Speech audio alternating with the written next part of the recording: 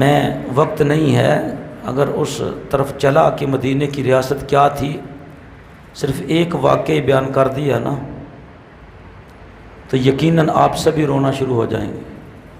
Homs کا governor تھا، عمیر اس کا نام تھا، سب کہو رضی اللہ عنہ۔ تو سرکار نے فرمایا فاروق اعظم رضی اللہ تعالیٰ عنہ نے کہ جب سے ہم نے اس کو اپنا گورنر بنا کر بھیجا ہے یہ واپس لوٹ کر مدینے نہیں آیا اور نہ کوئی پیغام بھیجا ہے، کہیں یہ غلط کاریوں میں تو مبتلا نہیں ہو گیا نا؟ توجہ ہے؟ سمجھ بھی آ رہی ہے؟ اللہ اکبر، یا رسول اللہ، یا حق جائے۔ تو سیدنا فاروق اعظم رضی اللہ تعالیٰ عنہ کیونکہ آپ پر ذمہ داری تھی، اللہ سے سوال و جواب ہونا تھا اللہ کے سامنے، تو کہا کہ جلدی کرو، خط لکھو اس کو کہ تم جس حال میں بھی ہو واپس جلدی مدینے لوٹ آؤ۔ کچھ دنوں کے بعد دیکھا تو وہ ہاتھ میں ڈنڈا پکڑا ہوا اور ڈنڈے کے ساتھ ایک بستہ، ایک بیگ باندھا ہوا ہے، اور بیگ ہمارے جیسے نہیں، کپڑے کا بیگ جسے کہتے تھے بستہ، کیا کہتے تھے؟ بستہ۔ تو سامنے فرمایا کہ تم عمیر ہو؟ السلام علیکم یا امیر المؤمنین، اللہ آپ سے راضی ہو، میں عمیر ہی ہوں، حمص کا گورنر۔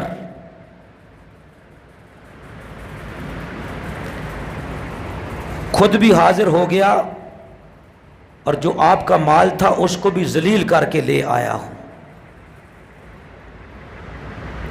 سرکار سمجھے کہ گھوڑے، اونٹ، ہاتھیوں پر سامان لدا ہوگا، پیچھے قافلے کی شکل میں آ رہا ہوگا، یہ 2 سال کا ٹیکس وصول کر کے لا رہے ہیں۔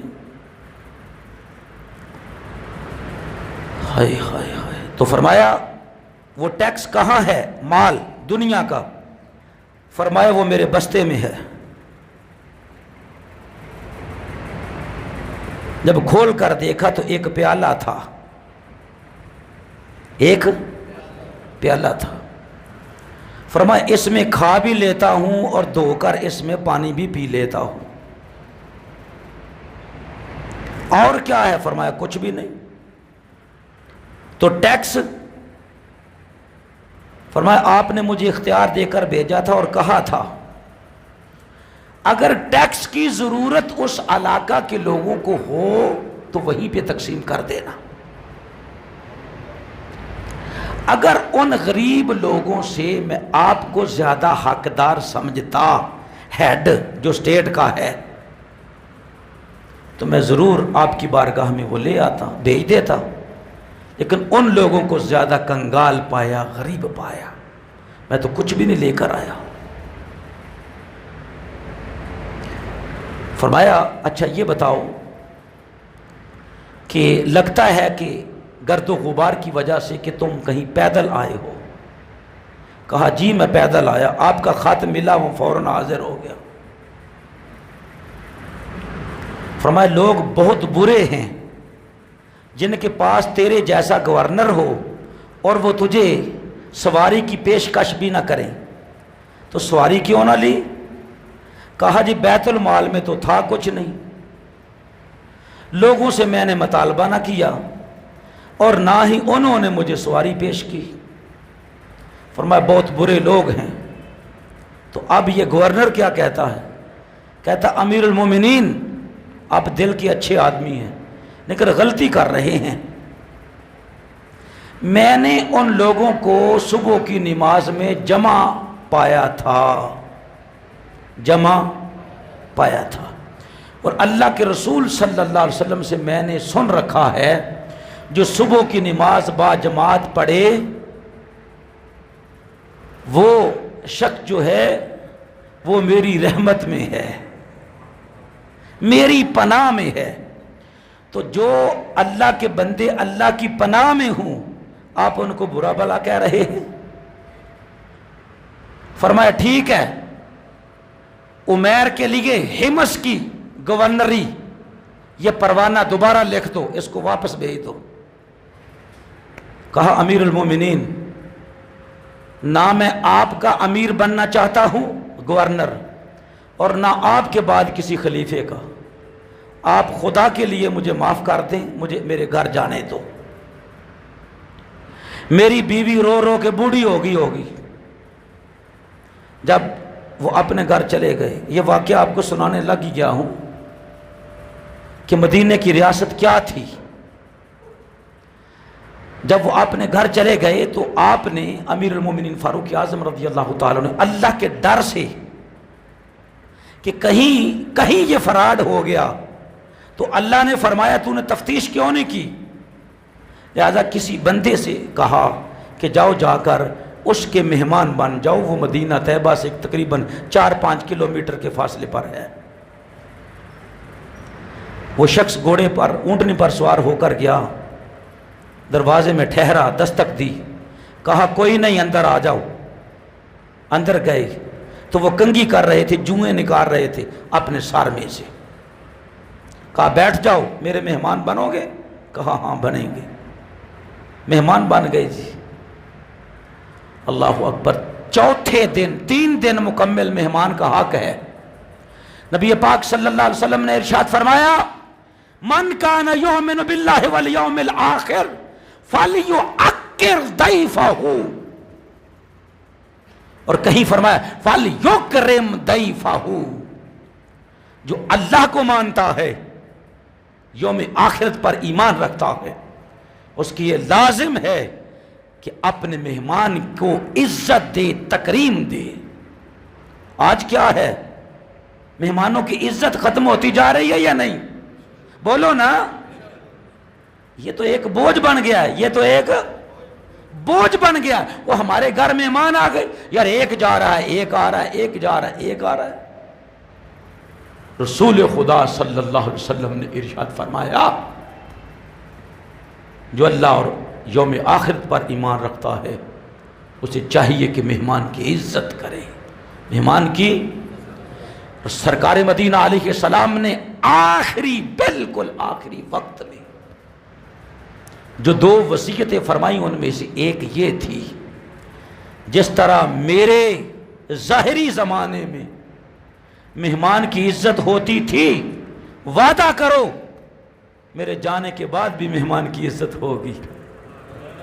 آج جتنے دوست بیٹھے ہیں وعدہ کریں گے کہ مہمان کو عذاب نہ سمجھو، مہمان کو عذاب نہ سمجھو، مہمان کو عذاب، بلکہ مہمان کی بہت زیادہ عزت کرو، مہمان کی بہت زیادہ۔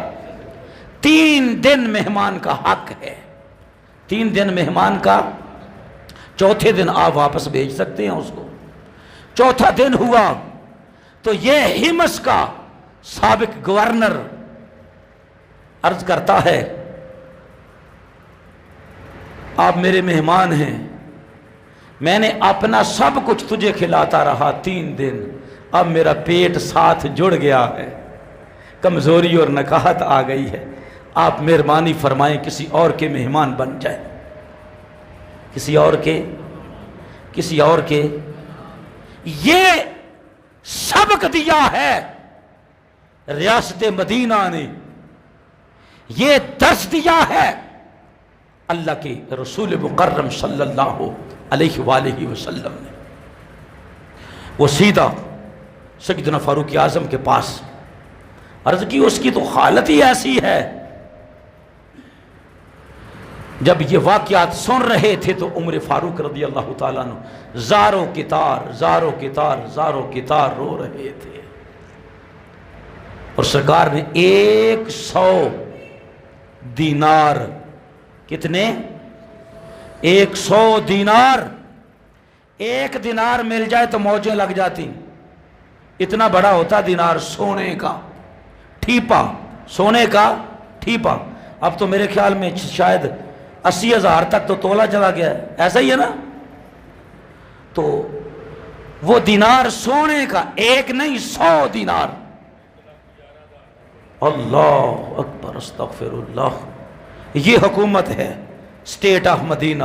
غریب کچھ استعمال نہ کر سکے اس کے لیے تو کچھ بھی نہیں، اس کے لیے تو کچھ بھی نہیں. سونا غریب کیسے خریدے گا؟ جس کا پیٹ پورا نہیں ہو رہا، اس کے بچے دودھ کہاں سے پئیں گے؟ کیا اس کے بچے حسرت بھری نگاہوں سے پھل کی ریڑھیوں کو نہ تکتے ہوں گے؟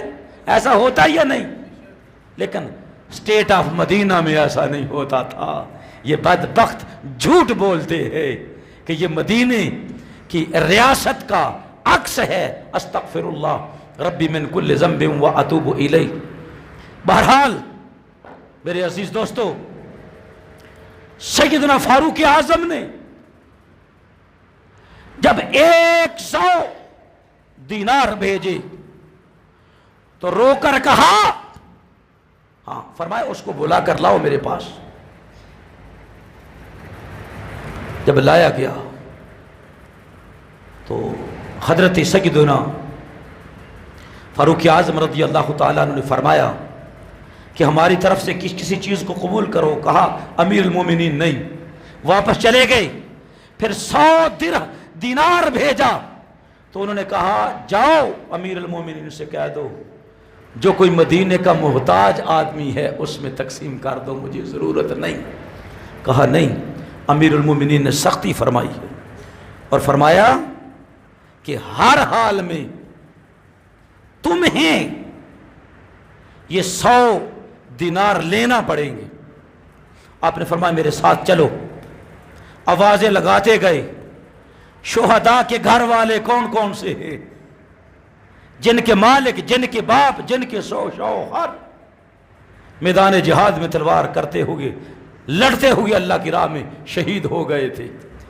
ایک ایک شہید کے گھرانے کو ڈھونڈ کر، مسکینوں کے گھرانوں کو ڈھونڈ کر وہ سارے دینار تقسیم کر دیے. یا وہ بندہ واپس گیا تو اس نے کہا امیر المومنین وہ دنیا کے چکر میں آنے والا نہیں ہے. فرمایا اس کو بلاؤ. جب بلایا گیا اور سختی فرمائی، کیا کرتے ہو تم؟ اپنے آپ پر ظلم کرتے ہو؟ ہماری طرف سے تحفے کو قبول کیوں نہیں کرتے؟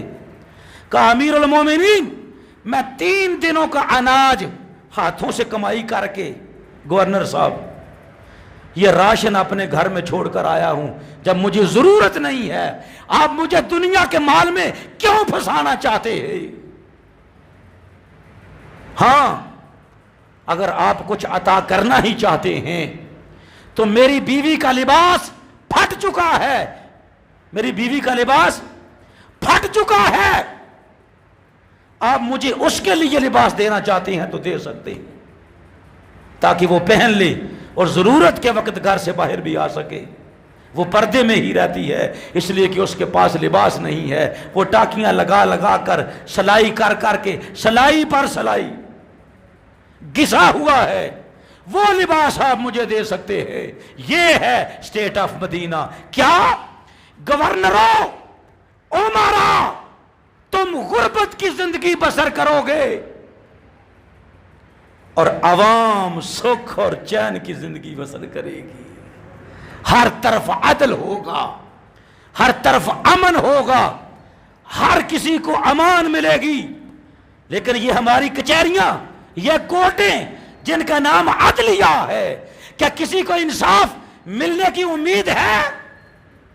نہیں مل سکتا. ہمارے پاس تو بڑی بڑی لمبی تاریخیں ہیں ان کورٹوں کی.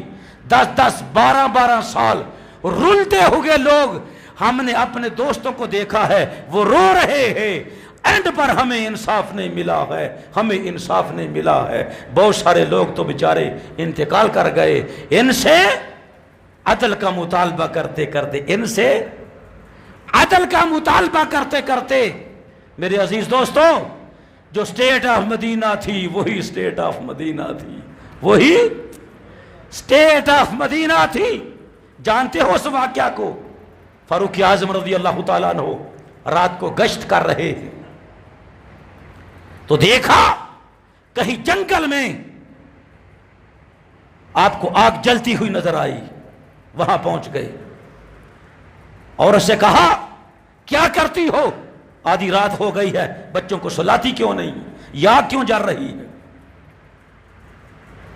کہا اجنبی تجھے بتاؤں، اجنبی تجھے بتاؤں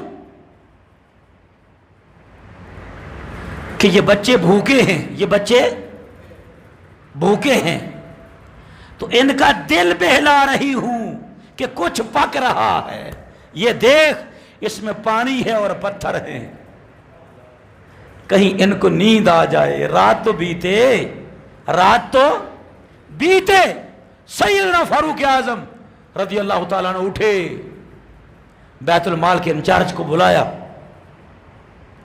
فرمایا اتنا فلاں چیز، اتنی فلاں چیز، بورا بھر دو، اور بھر دیا گیا۔ فرمایا میرے کندھوں پر لاد دو، میرے امیر المومنین میں اٹھاتا ہوں۔ فرمایا قیامت والے دن تم میرا بوجھ اٹھاؤ گے؟ کہا نہیں، کہا نہیں، تو فرمایا آج بھی مجھے ہی اٹھانے دو، یہ ذمہ داری تیری نہیں، یہ میری ہے، یہ تیری نہیں، یہ میری ہے۔ کیوں؟ جو مسلمانوں کا امیر ہوتا ہے وہ مسلمانوں کا خادم ہوتا ہے، مسلمانوں کا خادم ہوتا ہے۔ امیر المومنین کندھوں پر بوریے کو اٹھا کر لے جا رہے ہیں، اللہ اکبر۔ شیطان ان کے نام سے ڈرتا ہے، ان کے سائے سے بھاگتا ہے۔ یہ رسول اللہ کی مراد ہیں، یہ دین اسلام کو عزت دینے والے ہیں، دین اسلام کو عزت دینے والے۔ جب اٹھا کر لے جا رہے، فرمایا اس کو کھلاؤ بچوں کو، جب یہ ختم ہو جائے گا تو خادم حاضر ہے اور لے آئے گا، اور لے آئے گا۔ جناب اسلم جو بیت المال کا انچارج تھا، وہ فرماتے ہیں میں قریب تھا، میں دیکھ رہا تھا، جب سب کچھ پک گیا، بچے کھا رہے تھے، تو امیر المومنین گھٹنوں کے بال کھڑے تھے، ہو کے دکھاؤ جی، جلدی کرو، ہاں ایسے ایسے نہیں کھڑے ہو نا، ایسے زمین پر ہاتھ لگا، ایسے کر کے زمین آگے آگے ہاتھ کرو، ایسے کھڑے تھے۔ عرض کی امیر المومنین ایسا کیوں کرتے ہو؟ فرمایا بچوں کو ہنسانے کے لیے، اس لیے کہ میری وجہ سے یہ رو رہے تھے، میری وجہ سے، میرا فرض تھا ان تک یہ چیز پہنچانی۔ ایک اماں جی اندھی تھی نبینا، حضرت ابوبکر صدیق رضی اللہ تعالیٰ کے بعد جناب فاروق اعظم رضی اللہ تعالیٰ عنہ اس کو کھانا کھلا رہے تھے، تو وہ بوڑھی عورت رو رہی تھی، آپ کو بولنا پڑا، کہا اماں کیوں روتی ہو؟ کہا لگتا ہے میرا امیر انتقال کر گیا ہے۔ کون سا امیر؟ فرمایا خلیفۃ الرسول جناب ابوبکر صدیق رضی اللہ تعالیٰ عنہ۔ آپ کو کیسے پتا چلا؟